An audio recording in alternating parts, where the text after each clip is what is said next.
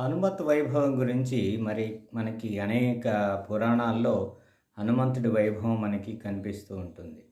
కానీ హనుమంతుడి వైభవాన్ని మనం సంపూర్ణంగా తెలుసుకోవాలి అని గనుక అనుకున్నట్టయితే పరాశర సంహిత దీనికి ప్రముఖమైనటువంటి ఆధార గ్రంథం.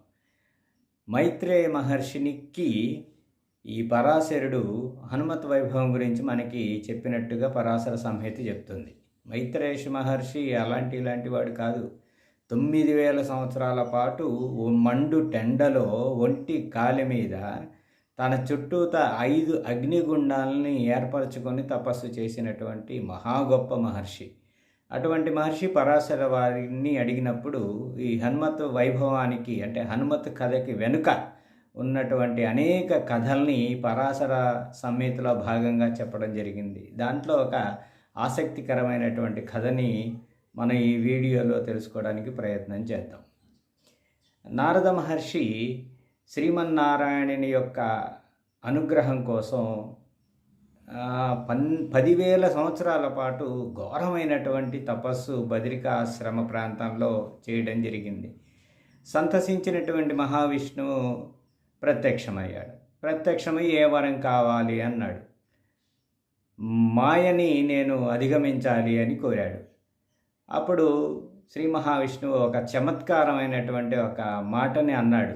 ఏంటి అంటే, నీకు మాయను జయించేటువంటి అధికారం ఇస్తున్నాను అని చెప్పాడు.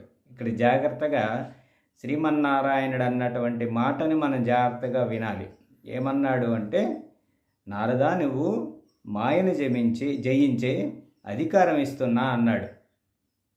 అది గుర్తుపెట్టుకోండి, తర్వాత మనకి అర్థమైద్ది. అంటే ఏంటి చెప్పాలి అంటే మళ్ళీ చివరిదాకా సస్పెన్స్ ఎందుకు?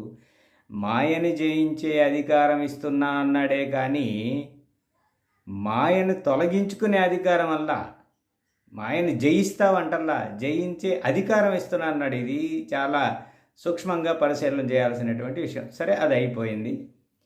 అయిపోయిన తర్వాత శ్రీ మహావిష్ణువు అంతర్ధానమై వెళ్ళిపోయాడు. సో ఇక మాయ లేదు అనుకుని పూర్తిగా ఆయన మాటను అర్థం చేసుకోకుండా శ్రీమన్నారాయణ యొక్క మాట చిందులేసుకుంటూ నేను మాయను జయించాను అని అనుకుంటూ ఆ లోకాలన్నీ తిరగసాగాడు. తనలాంటి వాడు ఇంకెక్కడా లేడు అని అనుకుంటూ ఈ విధంగా మహావిష్ణు యొక్క బుట్టలో పడ్డాడు. ఆ తర్వాత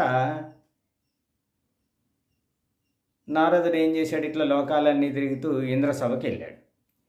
ఇంద్రసభకి వెళ్ళినప్పుడు ఇంద్రసభలో సచీదేవితో పాటు హాయిగా కాలక్షేపం చేస్తున్నాడు ఇంద్రుడు.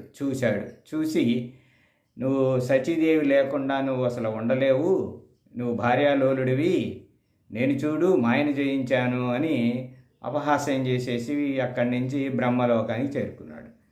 బ్రహ్మ హాయిగా సరస్వతి యొక్క వీణాగానాన్ని వింటూ తన్మయంతో ఉండగా అక్కడ బ్రహ్మని ఆక్షేపించాడు.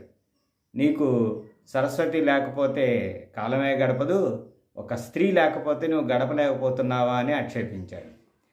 అటు వెంబడ విష్ణుమూర్తి దగ్గరికి వెళ్ళాడు. విష్ణుమూర్తి దగ్గరికి వెళ్తే విష్ణుమూర్తి పరిస్థితి ఏంటి? అక్కడేమో బ్రహ్మ సరస్వతి యొక్క గానం వింటుంటే ఇక్కడ నారదుడికి ఏం కనపడింది? ఆ స్త్రీ తన వక్షస్థలం మీదే చేర్చుకున్నాడు కదా శ్రీమన్నారాయణుడు. ఆయనేమో దూరంగా ఉంచుకున్నాడు, నువ్వేమో అసలు హృదయంలోనే పెట్టేసుకున్నావు. మీరంతా ఏ విధంగా మాయను జయించారయ్యా అని అక్కడ కూడా ఆక్షేపణ చేస్తే నారాయణుడు నవ్వుకున్నాడు. ఇక చివరిగా కైలాసానికి వెళ్ళాడు. కైలాసానికి వెళిస్తే ఇంకా విచిత్రమైన పరిస్థితి. బ్రహ్మేమో దూరంగా ఉంచుకున్నాడు, నారాయణుడేమో వక్షస్థలంలో పెట్టుకున్నాడు. ఏంటయ్యా నువ్వు నీ శరీరంలో సగ భాగమే ఆడదానికి ఇచ్చేసావా, మీరెంత మాయలో పడిపోయారు అని అక్కడ శంకరుణ్ణి కూడా ఆక్షేపించి నా అంతటి మాయను జయించిన వాడు ఎవరూ లేరు అనుకుంటూ అలాగే చూస్తున్నాడు. సరే, గుణపాఠం నేర్పాలనుకున్నాడు మహావిష్ణువు. ఎవరికైతే అహంకారం ఉంటుందో తన భక్తులైనటువంటి వారికి అహంకారం ఉంటే అహంకారాన్ని తొలగించాల్సిన బాధ్యత శ్రీమన్నారాయణుడి కాబట్టి సరే నారదుడికి మనం ఒక గుణపాఠం నేర్పాలి అనుకున్నాడు. సరే, ఈ కథ అట్లా ఉంటుండగా ఈ భూలోక సంచారం చేస్తూ డైరెక్ట్గా కిందకి దిగాడు నారదుడు ఒక రాజ్యానికి చేరుకున్నాడు. ఆ రాజ్యానికి చేరుకున్నప్పుడు ఆ నగర రాజు అయినటువంటి వాడు మహర్షి వచ్చాడని అర్ఘ్యపార్ఘ్యాదులతో ఆహ్వానం పలికి తన సింహాసనం పక్కనే తన కూతురు కూర్చొని ఆ కూర్చున్నటువంటి కూతురు పక్కనే ఈ నారదుడికి కూడా ఆసనాన్ని చూపించాడు. సంతోషించాడు నారదుడు. కుశల ప్రశ్నలు అయ్యాక ఆ పక్కనున్నటువంటి ఆ అమ్మాయిని చూసి, ఈ అమ్మాయి ఎవరంటే, ఈ అమ్మాయి నా కూతురు, ఈ అమ్మాయి పేరు శ్రీమతి, కళ్యాణం చేయాలనుకుంటున్నాను అంటే, తప్పక నీ కూతురికి నువ్వు కళ్యాణం చేస్తావులే అని గబగబా వెళ్ళిపోయాడు. అప్పటికే ఆమె యొక్క సౌందర్యాన్ని చూసినటువంటి ఆ నారదుడు ఆమెను ఎట్లయినా సరే వివాహం చేసుకోవాలని తలంపు ఉంది. సరాసరి విష్ణులోకానికి వెళ్ళిపోయాడు. విష్ణులోకానికి వెళ్ళిపోయి విష్ణు యొక్క సన్నిధానానికి వెళ్ళి ఆయన యొక్క కాళ్ళ దగ్గర నుంచొని, స్వామి, ఇప్పటి వరకు నేను మిమ్మల్ని ఏ హెల్ప్ అడగలేదు, నాకు ఒక చిన్న సహాయం చేసి పెడతారా అన్నాడు. అప్పటికే లీలా నాటకం ప్రారంభమైంది. అది విష్ణుమూర్తికి తెలియదా? ఏం కావాలి అన్నాడు. ఏం లేదు, నేను భూలోక సంచారం చేస్తుంటే ఒక అద్భుతమైనటువంటి అందాల రాశిని చూశాను. ఆ అందాల రాశిని చూసిన తర్వాత నేను ఆమెను ఎట్లయినా సరే వివాహం చేసుకోవాలి అని అనుకున్నాను.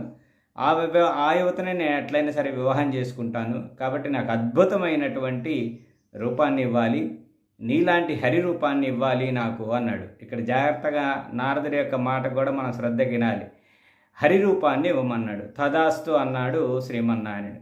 ఇక ఏమాత్రం ఆలోచించకుండా నాకు మహావిష్ణు రూపం వచ్చేసింది అనుకుంటూ ఎంత వేగంతో భూలోకాన్ని నుంచి విష్ణులోకానికి వెళ్ళాడో అంతకన్నా వేగంగా మళ్ళా తిరిగి ఆ రత్నాకరుడి యొక్క రాజ్యానికి తిరిగి వచ్చాడు. అప్పటికే అక్కడ స్వయంవరం ప్రకటించడం జరిగింది. ఆ సభలో వెళ్ళి కూర్చున్నాడు. ఆ శ్రీమతి వరమాల పట్టుకొని ఆ సభ అంతా కలిగి చూస్తూ ఒక్కొక్క చోటకి వస్తూ ఉంది. అక్కడ ఉన్నటువంటి ఆ సభాసదుల్లో ఉన్నటువంటి రాజులందరూ ఈ అందాల రాశి నాదే నాదే అనుకుంటూ ఎవరికి వాళ్ళు ఆలోచనలు చేసుకుంటూ ఉండగా ఆమె సరాసరి నారదుడి దగ్గరికి వచ్చి ఆగింది.